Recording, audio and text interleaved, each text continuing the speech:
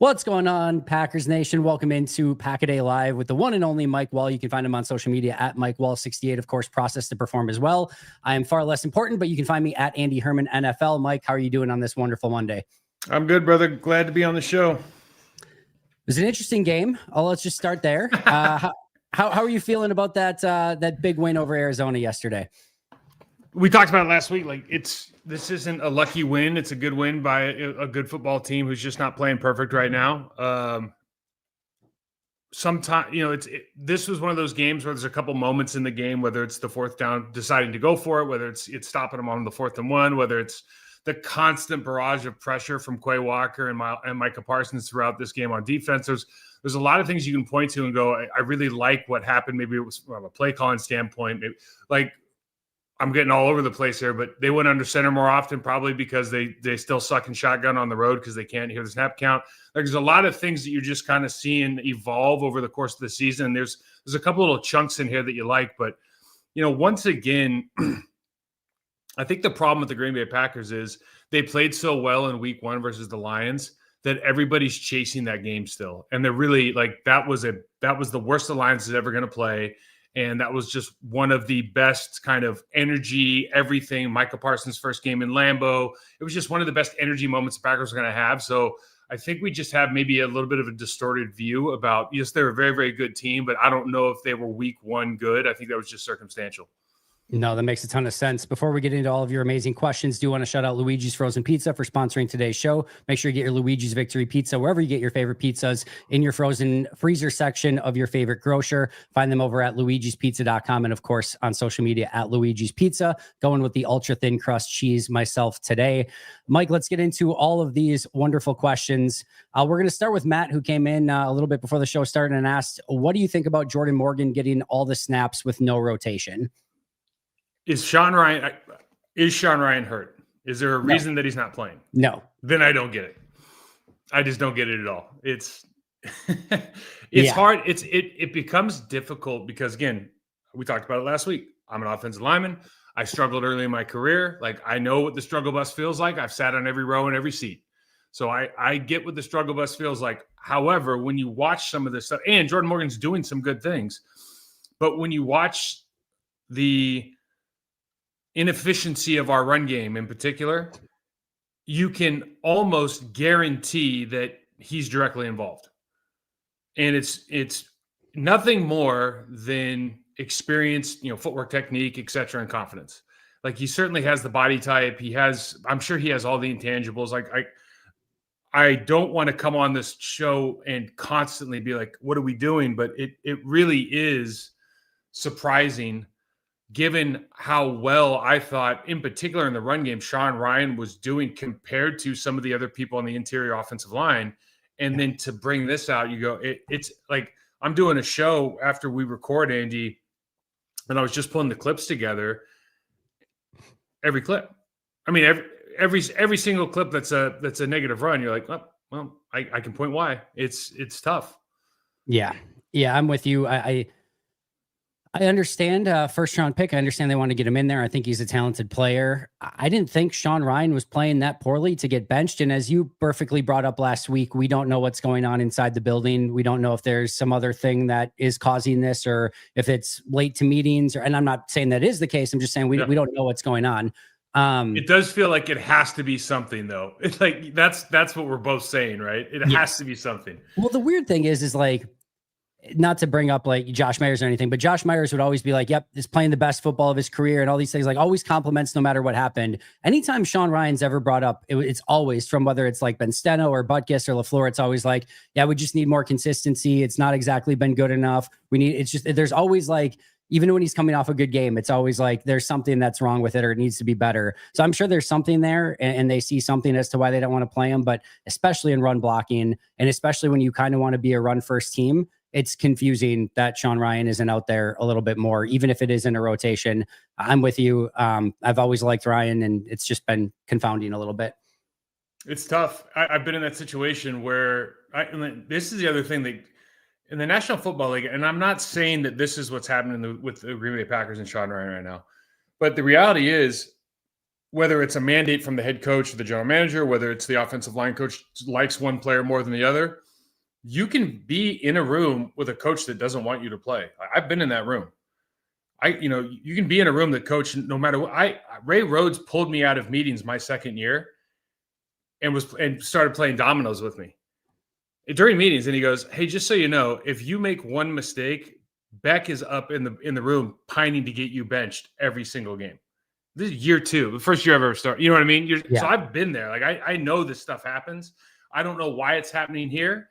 It could be because of the first round thing, but there's always something else going on. And the other thing is there's always a number of mistakes that are made that because of the way the offenses are right now, especially with all the shift in motions, there's such a like a large amount of, let's just call it like post snap chaos going on that he might be making some mental errors that we're not privy to, or we're not diving in enough to figure out. Nope, that makes a ton of sense. Craig kind of follows up, and appreciate the super chat, Craig. Why does it feel like this team is more comfortable on 3rd and 9 than they are on 3rd and 2? Because they have to throw the ball on 3rd and 9. And they know it. They're a good pass blocking offensive line. Obviously, we have weapons over the field. Jordan Love's a great quarterback. In 3rd and 2, you feel like, okay, we should be able to run the ball with arguably the best yards after contact guy, at least in our division, in Josh Jacobs, if not the entire NFC. So it's like that. It's like the 3rd and 2 in the game, and you do that pitch and you put Josh Sweat against our backup tight end, and you go, that doesn't make sense. You know what I mean? It's difficult. So everything on this team, while we want to be run first, the reality is everything points to you're a passing football team. Yeah, I'm right there with you. And it did feel like it was a little bit, maybe a lot of bit too cute on the 3rd and 4 sweep to the outside to Emmanuel Wilson, the 3rd and 1 or 2 toss play outside to Josh Jacobs. I'm sure they saw some things on tape that they liked for those specific like play calls, but I was with you. I see, John Fitzpatrick running out and trying to block people on the edge. I'm assuming they thought everyone was going to crash down and they're going to get an easy play. I don't know if Arizona got a tip on that play or whatever, but either way, a couple of play calls in that one that certainly did not go their way. And to your point, they've been much better as a passing offense on 3rd down than they have in run plays. I think if you could make one universal law or rule for this team right now, it would be you are no longer allowed to run horizontally. Like you should not do horizontal runs. They look every bit of it looks awful. And if they ever work, it's because Josh Jacobs makes somebody miss behind the line of scrimmage. Yep. And they run it 8 times a game, and 2 of them work, and it's because he makes somebody miss. Every other time and it's for the last 3 weeks. And I just don't. This is where we start looking into, like, I don't know specifically what is being told in the meeting room as far as like we're calling that a good job or not, or we're saying this is actually what you do want to be doing, because it doesn't pass like the eye test, but you never know what they're trying to accomplish.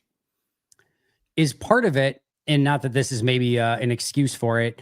How much of it is there's needs to be things in the game plan? We talk about it vertically, whether it's a Christian Watson or a Matthew Golden, of you have to have a threat down the field of, hey, we need to get those safeties to back up. How much is some of the horizontal stuff that they do, even if maybe it's not working to the degree that you want, to just try to get some of those players maybe spread a little bit more horizontally to try to get some of the inside stuff going a little bit more with Josh Jacobs? Is there a requisite amount of times that maybe you need to call a couple of those just to kind of keep defenses honest, even if it's not your bread and butter? Yeah. In my notes this morning, I wrote, quote, "I'm starting to think they run some of these plays just for the formation." Yeah. End quote. Yep. That's absolutely true, and that's what you do. And again, we can debate whether or not they're starting with the run plays and going to the pass or vice versa.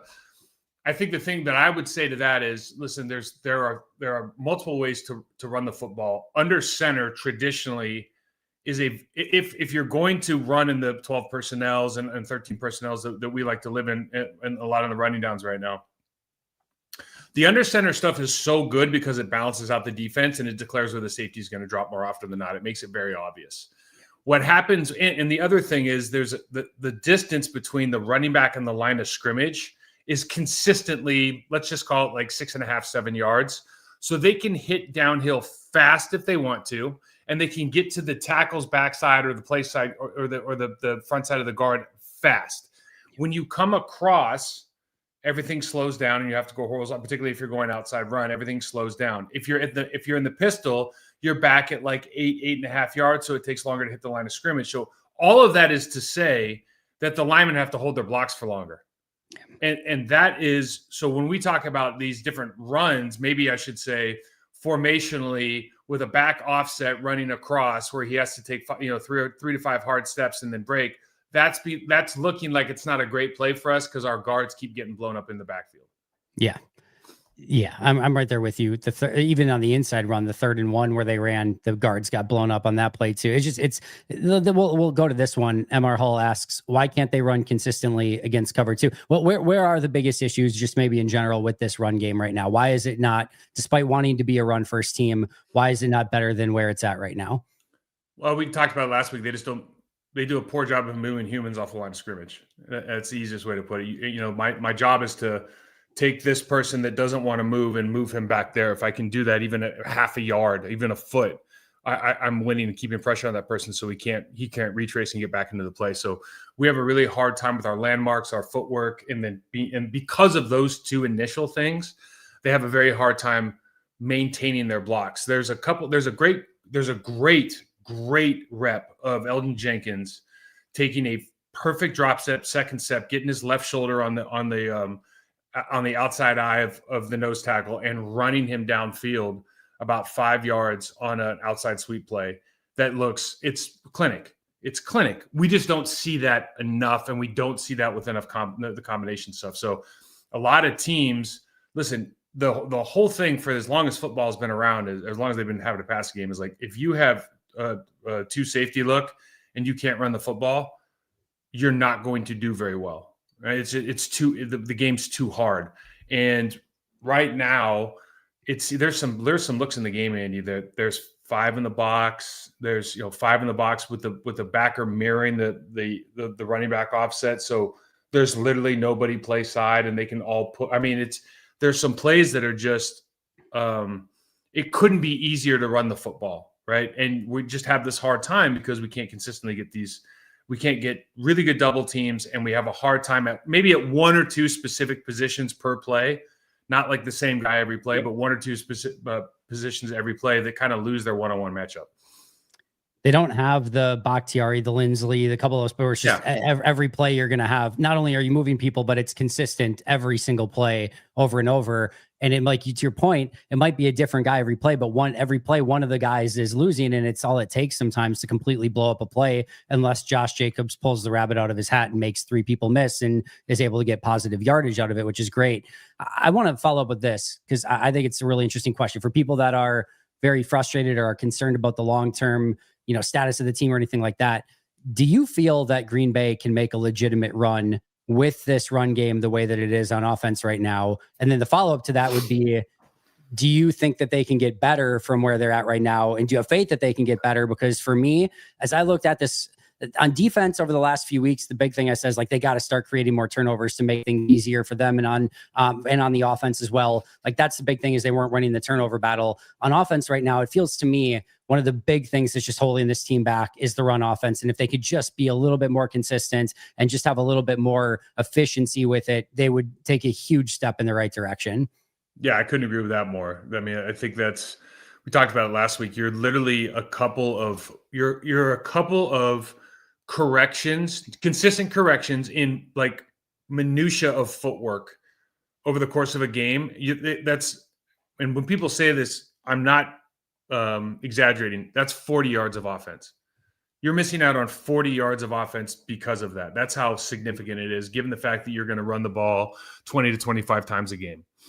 And so the first part of your question, yeah, you can always make a deep playoff run being a somewhat one-dimensional team. That's been happened before. And really, when we get into the postseason, if we can, Jacoby Brissett played one hell of a game. Because we sacked him 6 times.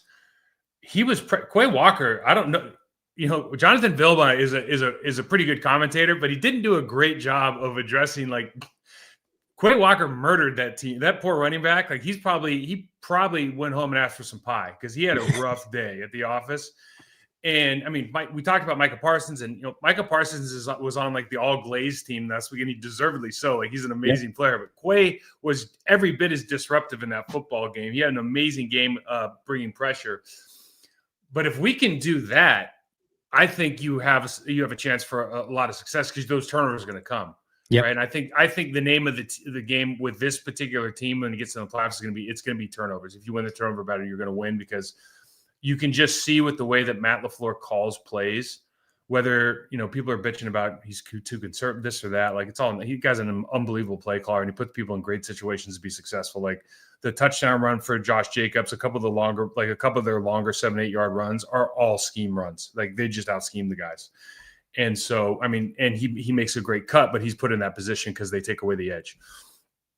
So for me, it's with the amount of talent that's on offense, the quarterback that you have, and the amount of reps you think he's going to get. If you steal a couple extra series from a team in the playoffs, I think you can have success and go deep. I think the more pertinent question is, do you think the run game can improve? I think eventually they settle on something that they do well, and maybe it's just keeping Jordan Morgan in the game and working on the whatever those combination blocks, so they can just feel like, okay, we don't want to make him single block anybody. Let's have him continue to work on his doubles with the backside on Zach Tom, because Zach Tom's good at everything. So, something like that. And then that becomes kind of their bread and butter, and maybe they get some more consistency there. But just from usually in this situation, I would go, well, your footwork's bad, so you have to fix it. Well, it doesn't look like they're trying to address it. So that makes it difficult for me to say, yeah, I think it's going to get a lot better. But Andy, last year we said the same thing, and eventually Josh Jacobs is like, nah, I'm not doing this anymore. Like, we're going to call they just start calling plays where it's like, I just need one guy in the hole, not two, or no defensive tackle can be half a man off. Just put me in a situation where I got to be a linebacker like you did this week. And like Mack Wilson had no chance. Right. So it's, I think you get there eventually because Matt finds the right play calls, but I don't know, just kind of the way you're asking the question. I'm not entirely convinced. Totally fair. Totally get it. Holmes, thank you so much for being here. Appreciate you. Adam has a fun question. So I'm sure, as you know, Mike, the plane was delayed 5 to 6 hours on the tarmac before this one. Adam wants to know, did you ever have any bad delays on the way to games, and did it affect your play? I'm trying to remember if we had anything like that. I don't think so. Knock on wood. I've never experienced that issue. We've had the long trips. When I was coaching, I went to London, and that's kind of a whole different ball of yarn. By the way, what the Rams did was really unique, and I thought that was interesting. And see how well they played. They left on Friday night, showed up Saturday, and played Sunday. That was okay. Yeah, that's pretty unique. But I've never had that happen. They handled it as well as they can. The one thing that I can tell your fans, Andy, is the amount of kind of like pre-prep and discussion that goes into cross-country travel is significant. Like, they have every scenario. They have a scenario, blotter for everything that could possibly happen, and they are prepared for it. So the staff there just does an absolutely amazing job. No, it's great to hear. And I'm sure this one was, it sounded like almost, because there was the staff plane and then the player plane, and the staff plane just took off a little bit before, and then the player plane then broke down or whatever and had to get fixed. And I'm sure if it was, maybe in the future, the one change you make is the player plane takes off first. Yeah. And then if if that one's not working, then you get them on the other plane and let the staff stay back. But I mean, overall, thankfully they were able to obviously get there safe, get on the plane, get there on time, and still go out and win the game. But certainly a unique situation in that one. This has been a popular one amongst fans. I'm curious on your thoughts on this one. Matt running out of shotgun and sweeps and pitches on 3rd and short has always made me mad. I'm a LaFleur supporter, but just line up under center and Josh run through people. Yeah, it sounds good. Like, I think everybody would love to do that, but they don't have the confidence in like what we just talked about and the ability to create the running lanes. And so what you have to do sometimes is, try to scheme it a little bit. And when those, the hard part is when you run that play on 3rd and 2 and it doesn't work, it's like, why would you call that play? But if it works out how they drew it up, then everyone goes, what a smart play call. And, they're touting him, they're shouting his name from the rooftops. Right. So I think it's tough. You would love to, when I was playing football a long time ago and things were different, but if it was 3rd and 2, we were going to run 96 power load. and go, well, you can't stop it, so we're just going to keep running it, right? The Eagles run the tush push because you cannot stop it. Now they might have found Flores might have figured out a way, but it looks, generally you can't stop that play. And if they loaded up everybody over there, you'd have like your counter. You'd run your 93 blast, or like they'd pull Marco and run 97 stutter, or we'd throw the ball deep to Javon Walker because he's the only receiver in the game and he's one-on-one.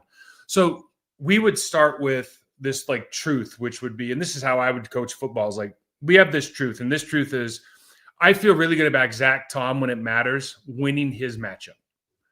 So I'm going to go to Zach Tom, and whether it's Zach Tom and the right guard, or whether it's Zach Tom and the tight end, I want Zach Tom to be the focal point of what we're doing, whether that's we're running duo, whether we're running stretch, whatever, right? And then I want to counter off that play, and we can run it. We can set it up a bunch of different ways, but I want everybody to be thinking about that play. And that opens that's how the playbook's open. Because it's like, we know, it's like if you have Larry Allen on your team, hey, guess where you're going to run it on 3rd and 1? I'm going to run it with Larry or Trent Williams. It's like, that's where we're going to do it. So there's so many things that you can do once you set the table with, we know we can get this consistently. I think the problem that Matt has, we talked about it a couple of weeks ago, is like the play sheet gets blurry when all this stuff isn't working. And they don't consistently have people that move other humans off spots in the way that maybe some of the really, really top offensive lines, like the Colts. If you watch the Colts, they're playing so well. They move people off the line of scrimmage. It's like gangbusters. It's crazy. Like Jonathan Thomas said, Jonathan Taylor doesn't get touched for like 3-4 yards every damn play. I mean, it's insane. So until you have those guys, I think we might have those guys, but they need better technique. Until you have that, it's really tough for Matt to do anything but what he's doing. Yeah, there's a lot of work to do, obviously, on that front of the offensive line to get to that point, hopefully, too, as we talked about. But yeah, there's not a perfect play call in that situation. I did think a couple got too cute, but again, to your point, it's tough to just line up too when you don't have the bodies to move people in front and they know what's coming. So there's no easy answer to it for sure. Going to Master Assassin 893, Hobbs has historically been a slot corner. We've been getting wrecked by stuff underneath. I'd put him in on passing downs in the slot and see how it goes. And I think there was another one here too. Guys, just wondering if you think Hobbs' struggles come from him being mainly a slot corner. Even then, I don't think I'd put him in over Bullard in the slot. Maybe he wasn't worth the signing. What did you think of Hobbs in this game, and where do you think he maybe ultimately fits? Yeah, this is tough. So the part about him being a slot guy and then moving out to the outside and having to play against Marvin Harrison Jr., who's 6'3", 225 pounds, like he's just a better human than everybody else. It's like when Brent Grimes gets beat by Calvin Johnson, that doesn't mean Brent Grimes isn't any good. Like I don't to go historical, but I think Nate Hobbs. So Nate Hobbs got beat really what? He got beat on a deep 7 on a double move that anybody on the planet's going to get beat on, quite frankly. And then he got beat on a fade.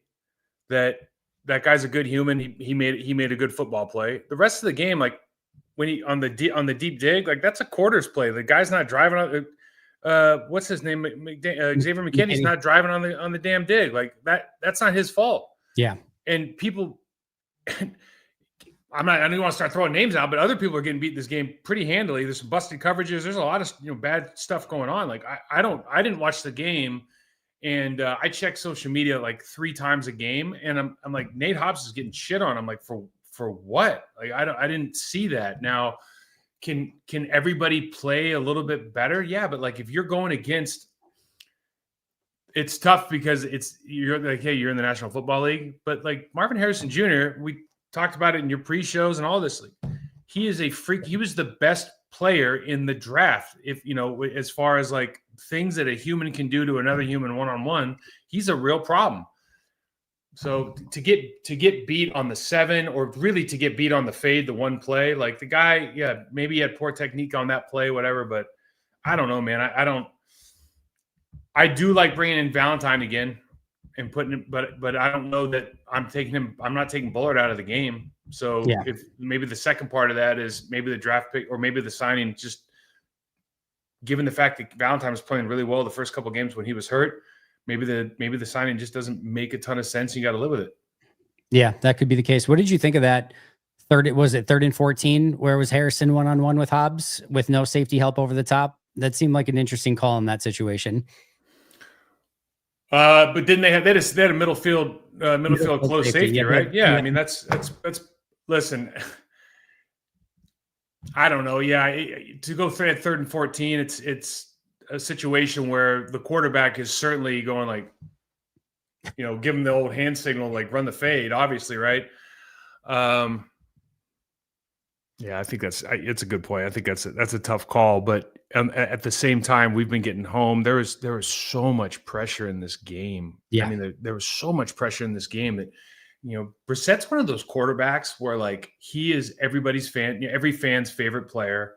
Like he's like that guy that can ruin a franchise because he plays so well as the backup that you're always like, well, I don't know, man. Like Brissett looked really good last week, and then like you put him in and he hasn't, like, I don't think his starting record's like outstanding, obviously.